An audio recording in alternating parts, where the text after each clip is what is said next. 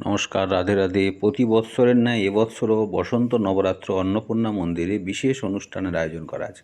তার আগে 29শে মার্চ শনিবার দিন, সেদিন অমাবস্যা থাকছে। অমাবস্যায় মায়ের বিশেষ চণ্ডীপাঠ এবং যজ্ঞ অনুষ্ঠিত হবে।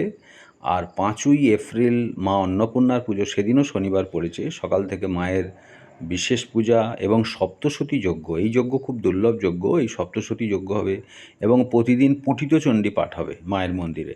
আর 5ই এপ্রিল মায়ের বিশেষ পুজো, 6 তারিখ রামনবমী এবং সেদিনই নবরাত্র ব্রতর সমাপ্ত। তো 30শে মার্চ থেকে 6ই এপ্রিল মায়ের প্রতিদিন বিশেষ পূজা এবং পঠিত চণ্ডীপাঠ, সপ্তশতী যজ্ঞ এগুলো অনুষ্ঠিত হবে।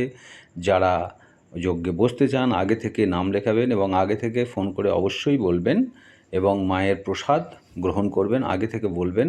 যদি কোনো সমস্যা থাকে আপনি ফোন করবেন, করে আসবেন। ভালো থাকবেন। রাধে রাধে। যজ্ঞের কোনো বিকল্প নেই। জয় মা অন্নপূর্ণা।